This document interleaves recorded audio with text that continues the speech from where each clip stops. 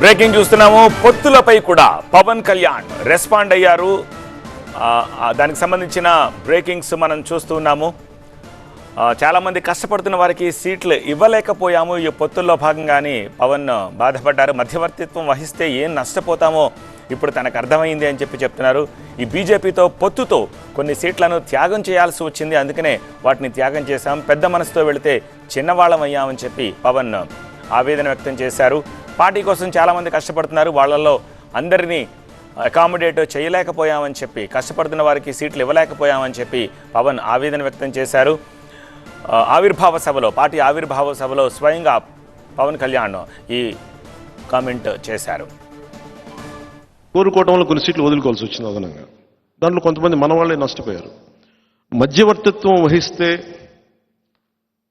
ఏమి నష్టపోతుందో నాకు బాగా అర్థమైంది. పెద్ద మనసుతో వెళ్తే మనం చిన్న చేసుకున్న వాళ్ళు అయ్యాం. కానీ మంచిదే, నేను పెద్ద మనసుతో చేసిన తగ్గించుకున్నా కానీ 5 కోట్ల మంది ప్రజలకి మా వాళ్ళు 10 మంది త్యాగం నిజంగా మంచిదే. విదురు నీతిలో ఒకటి ఉండదు. ఒక రాజ్యం కోసం, ఒక కుటుంబం కోసం ఒక వ్యక్తి,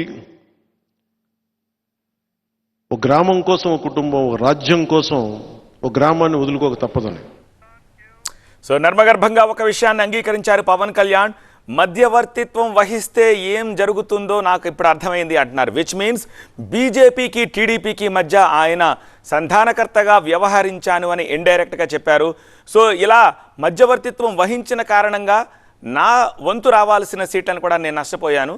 కానీ వైడర్ పర్స్పెక్టివ్లో లాభం కోసం, రాష్ట్ర ప్రయోజనాల కోసం, 5 కోట్ల మంది ప్రయోజనాల కోసం నేను త్యాగం చేయాల్సి వచ్చింది. అందులో భాగంగా నా వాళ్ళకి కొంతమందికి నేను సీట్లు ఇవ్వలేకపోయాను అని చెప్పారు.